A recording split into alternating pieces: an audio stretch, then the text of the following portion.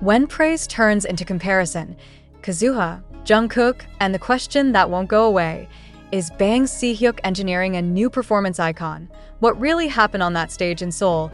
And why did a 16-second clip ignite a debate that refuses to die? Was it merely a stunning cover performance that went viral as so many do at year-end music festivals? Or was it the visible tip of a far more calculated iceberg inside HYBE's creative universe? When the media began praising Kazuha while simultaneously invoking the name Jungkook, the conversation quietly shifted from admiration to suspicion, from celebration to analysis, and from applause to a question that now echoes across fan communities worldwide. Is this comparison accidental? Or is it the domino effect of Bang Si-hyuk's long-term strategy to create a new performance icon for the next era of K-pop? On December 19, 2025, at the nationally broadcast Deskription in Seoul, the moment arrived without warning. As the blue neon lights cut through the darkness and the stage transformed into something closer to a dreamscape than a music show set, Kazuha of LE Seraphim stepped forward. Dressed in a deep blue velvet blazer that shimmered subtly under the lights, her silhouette framed by dancers in black and angel wing effects glowing behind her, she delivered a short but unforgettable performance of Standing Next to You, the global hit originally released by Jungkook of BTS. In less than 20 seconds, the narrative around her career shifted, and the ripple effects are still expanding. At first glance, it looked like what Gayo Daechuk has always offered: a tribute stage, a respectful cover, a moment of cross-artist appreciation that reminds viewers why the festival remains one of South Korea's most anticipated year-end events. But the reaction was different this time. Almost immediately, headlines stopped focusing solely on Kazuha's elegance or technical skill and started leaning into comparison. Her aura, her presence, her control of the stage, phrases once reserved almost exclusively for Jungkook began appearing in articles about her. And that is where the unease began. Media outlets praised Kazuha's confidence, her dancers' discipline, and her ability to command attention even within a limited time frame. Social media platforms, particularly X, exploded with commentary. Some fans were ecstatic, calling the performance iconic and replaying the clip millions of times.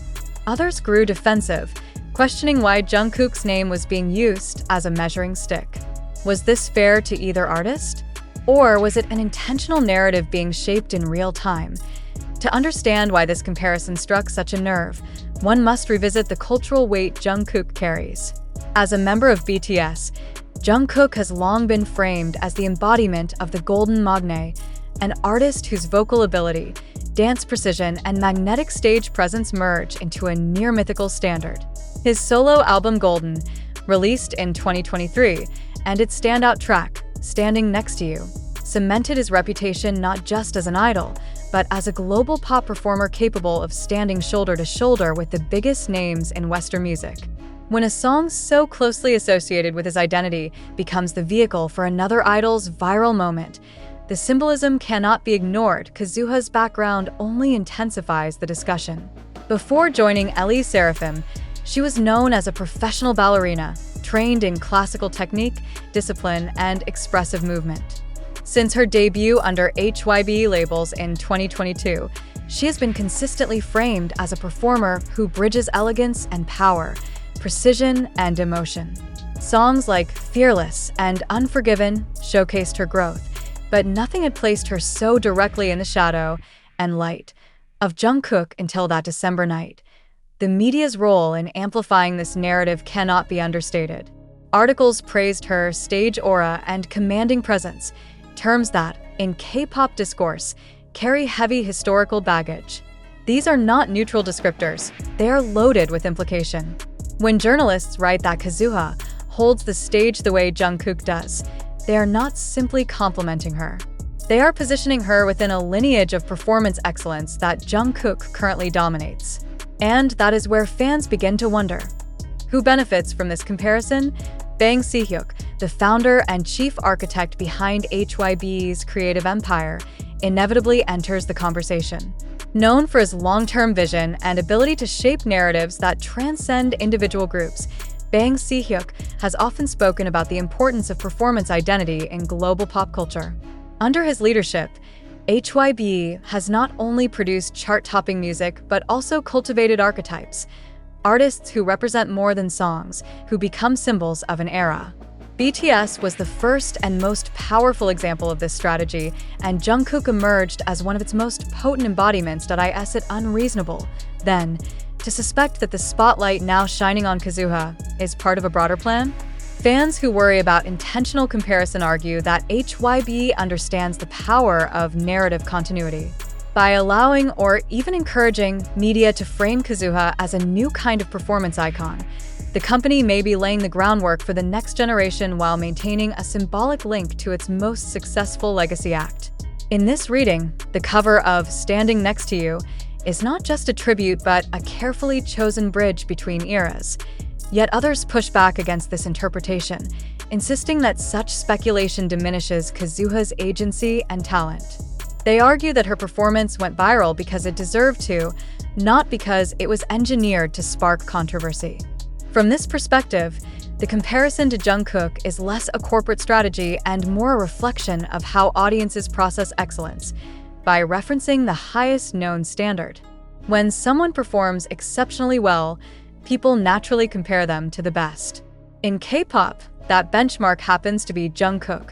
The debate becomes even more emotionally charged when fan reactions are considered. On X, comments ranged from awe to anxiety.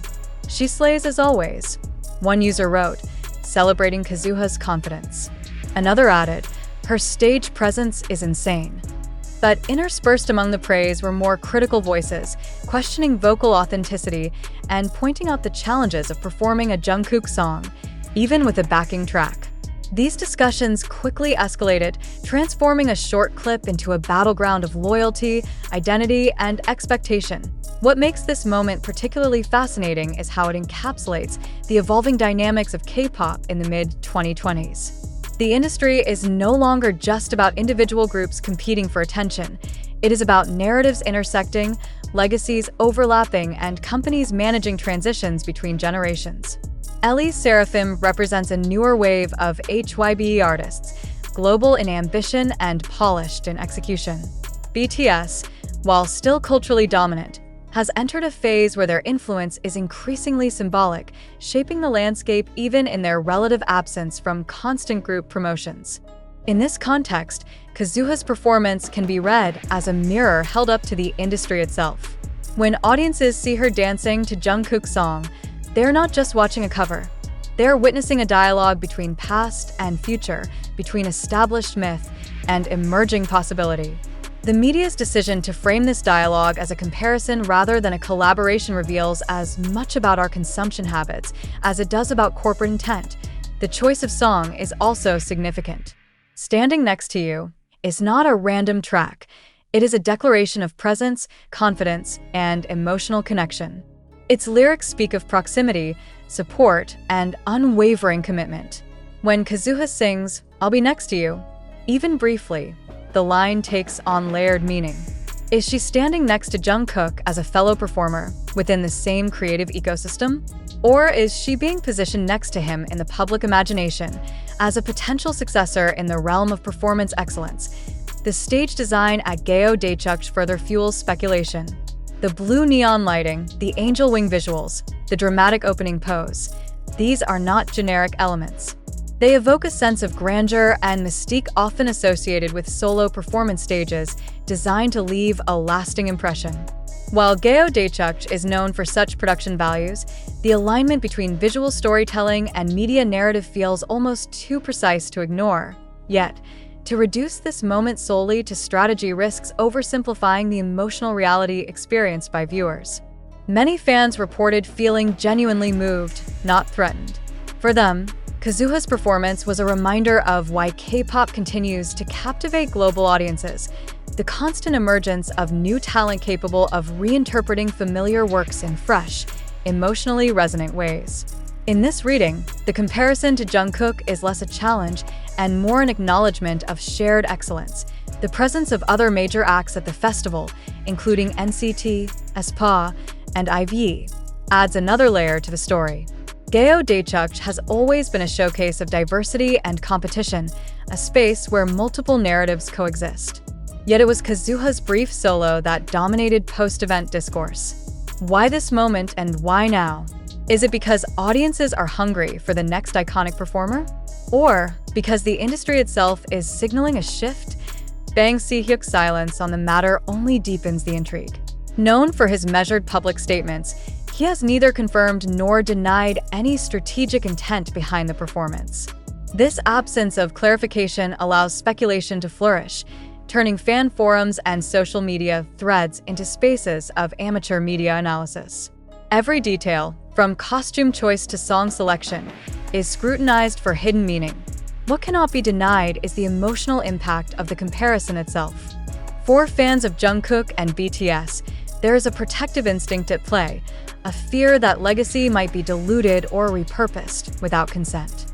For fans of Kazuha and Seraphim, there is pride mixed with apprehension, a hope that recognition does not come at the cost of unfair expectations. And hovering above it all is the question of whether any artist should bear the weight of being labeled the next anything. Perhaps the most compelling aspect of this story is that it remains unresolved. There is no definitive answer, no official statement that neatly ties the narrative together. Instead, there is a moment, a short, electrifying performance, that continues to generate discussion precisely because it sits at the intersection of talent, media framing, and corporate mythology. As the clip continues to circulate and the headlines keep asking whether Kazuha is being positioned as a new performance icon, one must ask a deeper question. What does it mean, in today's K-pop landscape, to be compared to Jungkook? Is it an honor, a burden, or a strategic move designed to shape the next chapter of global pop culture? And if this is indeed a domino effect set in motion by Bang Si-hyuk's vision, are we witnessing the careful construction of the future, or simply the organic evolution of an industry that thrives on reinvention? The stage lights have dimmed, the festival has ended, but the question remains standing, right next to us, demanding attention. The conversation did not end when the music faded, and in many ways, that is precisely the point. What unfolded after Kazuha stepped off the Gayo Daechuk stage became just as significant as the performance itself, because it revealed how fragile, powerful, and emotionally charged the idea of a performance icon has become in modern K-pop. When media outlets began to line up screenshots of Kazuha's movements next to past stages by Jungkook, the narrative crossed an invisible boundary. Praise was no longer isolated admiration. It became a comparison with history. This is where the domino effect truly started to fall. Fans began asking questions not just about talent, but about intention. Why this song? Why this artist? Why now? In an industry where very little is accidental, silence itself often reads as a statement. And hovering behind that silence is the figure many believe understands narrative power better than anyone else in K-pop, Bang Si-hyuk. For years, Bang Si-hyuk has been described as more than a producer or executive. He is often framed as a cultural architect, someone who thinks in arcs rather than moments. Under his leadership, HYB did not merely build successful groups, it built mythology. BTS was never sold solely as a band, but as a generational voice, and Jungkook emerged as one of its most universally resonant symbols. That legacy now casts a long shadow, and any artist who steps into similar visual or emotional territory will inevitably be measured against it. Kazuha's case is particularly sensitive because her rise has been defined by discipline and quiet consistency rather than provocation. As a member of Seraphim, she has been positioned as elegance sharpened by strength, an artist whose control comes from years of classical training rather than idol-era polish alone. Her ballet background has always set her apart, but it also makes her an ideal vessel for reinterpretation. When she moves, audiences project meaning onto every gesture, every pause, every turn of her head. This is the kind of performer the media loves to frame as cinematic, and cinema invites comparison. The emotional core of the controversy lies in fear, even when it is not openly admitted. Fans fear replacement, dilution, or erasure. They fear that Jungkook's singular status might be quietly reframed as transitional rather than foundational. At the same time, there is another fear on the opposite side, that Kazuha will be trapped by a narrative she did not choose, forced to live up to a standard designed for someone